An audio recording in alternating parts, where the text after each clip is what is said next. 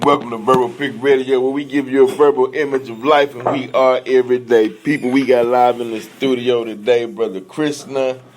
Welcome to the show, Brother Christnu.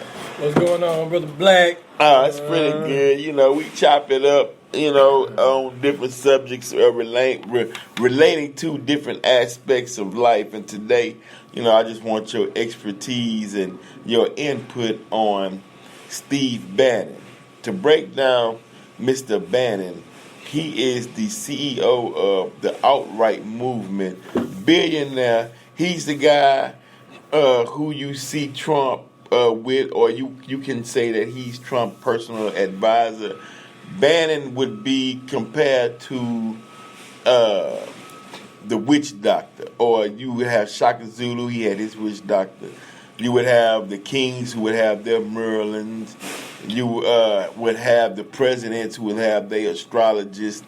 Steve Bannon would be considered along those lines as one who Trump would go to predict or give his vision or direction, especially in certain matters dealing with universe, but within America as well, or this nation. So, talking about this subject and speaking with Christnu on the villains of the superhero, the arch nemesis, what would be a good one that would best describe someone who has knowledge of both good and evil, one that they would call that comes from the dark side, that would relate to the character of Mr. Bannon, and we came up with Unicron.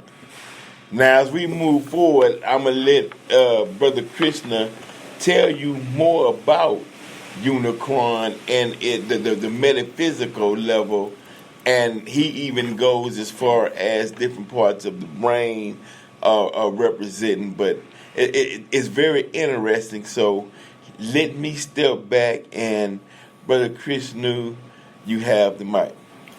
Ready, man. So this comes from Unicron, is a character that comes from the Transformer cartoon movie that came out in the 80s. When I was coming up, it was a favorite of mine. Watched it repeatedly, still watch it to this day. Right. Favorite movies all the time. So, the mythology of the Autobots, the Decepticons, and Unicron is, it's fascinating to me, And so, basically, we'll start with the Autobots. Okay. So the Autobots, they represent us. Okay. They're, the correspondents will be there, be the melanated people, they are the people that, have this power, so they choose to want to save, basically the illusion. Okay. They're all wrapped up in the saving the illusion, or, the world, or the earth, or the earthlings, or what have you, which is all a part of the illusion, Maya, Malkuth, the Matrix, etc. Right. Then you got the Decepticons. They would be, once again, us, melanated people who you could correspond that to the quote-unquote cosmic community. Mm-hmm. They're the ones that's like, no, it's about us. Right. You could correspond them to El-Haj, Malik El-Shabazz. They're about, we got our own planet, which would be Krypton, if I'm not mistaken, was the name of the planet. And they was like, we ain't worried about the illusion. Like, we'll destroy them, Right. Like, we just gonna use the illusion, to our advantage in order for us to basically, power up what we got going. Okay. Right. So that came in the form of electrons. Okay. So electrons was the energy source, and they had that on Earth. So that's where their concern was. Just like the conscious community, they saying, well, we want the resources, we want the land to power up what we have going as far as our planet, our land, our community. Right. And so they were about that, Then you had Unicron, which correspond with the supreme deity Brahma, Kronos, and Fantastic Four, Galactus. Yeah. So Galactus was the devourer of planets. Unicron was the devourer of planets, and this particular mythology of Transformers. Now Unicron was also the pineal gland. He had the horns, which represents pineal activity. He wasn't about saving people. He wasn't judging people to say that they need to be saved, because who's to say that these people want to be saved? Right. You're placing judgment on them, and like the Bible says, only God can judge me, which is another way of saying that you judge yourself. Right. Anybody else, their perspective of you is just their perspective. Right. At the end of the day, everybody, all living souls' path is equal. So Unicron also in there, they actually blew his head off in the actual movie, spoiler, I should have said spoiler alert, Right. But nevertheless, they blew his head off, which you find that in many mythologies, which the floating head is the pineal or the sun, which is a star, which represents an outward representation of the living soul inside of us. Okay. The soul. The soul is this small flickering light, you'll hear some of the teachers like Brother Bobby, OG Bobby Hemme, Brother Panic, Jamal, Dr. Eileen Bay, speak on these particular things. The soul that's in us, this little small flickering light that is actually slowly consuming all the creation, because creation comes out of the soul. Okay, so just like you have the Big Bang, right, is where they say creation come from, and then you have the Big Crunch, right, which is basically the end of the timeline, which represents a job well done. Okay. You also have the exhale of Brahma, which is where they say all creation comes from, and then you have the inhale of Brahma, which is absorbing all of creation after all the work has been done and all we've experienced all things, then we absorb it back in and we go back home with everything that we cultivated while we were in creation. So we almost would be considered like a rover on another planet, where we go gather the information and live that experience, and then that information can be used to another, for another point or another purpose. Exactly.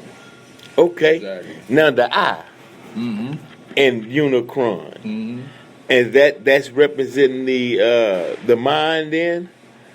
The pineal. The pineal. The pineal, and the mind in that first law of mentalism in the Kabbalion, out of the 7 laws of Tahuti, the mind is all and the universe is mental. Okay. So there is what exists is the mind. The mind is all encompassing. So Unicron, being that supreme deity, would represent that, because the supreme deity is an all encompassing concept. Okay. So it would represent the mind as well. And that's interesting, because I was reading the secret, the science of getting rich, and in the science of getting rich, it was saying how your thought produces what your thought produces your riches. It was basically saying that you can actually think yourself and do things in a certain way to have the things that you need, or the things that you want, or the riches that you may seek. But to get to the metaphysical aspect, I'm taking it as the universe, dark matter, or melanin, or some say chaos, or junk DNA. Amino acids.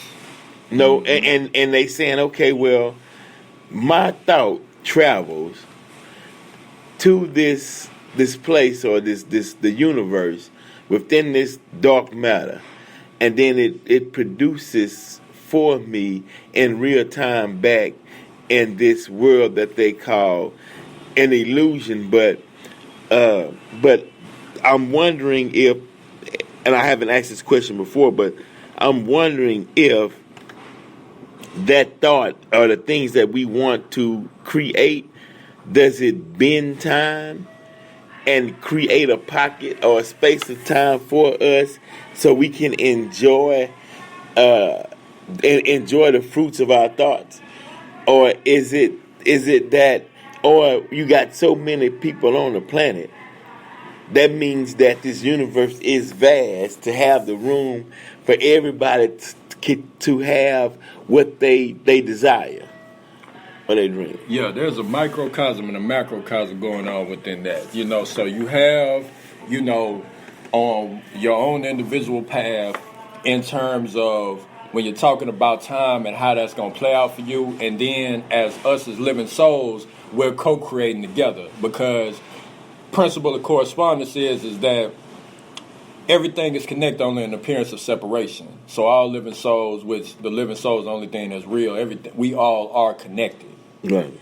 So when it comes to this concept of time and what they call end time revelations and end time events, and which is nothing but absorbing it back in, this is actually one of the most important tasks and one of the supreme tasks that for those of us who are on this frequency, that we have at hand for us to be engaging in. And it's one of the most taboo topics, and this is just from my conversation with conscious people. When I touch on these things, a lot of fear comes up, because they want to, continue being a hamster in the wheel and staying in the circles of time.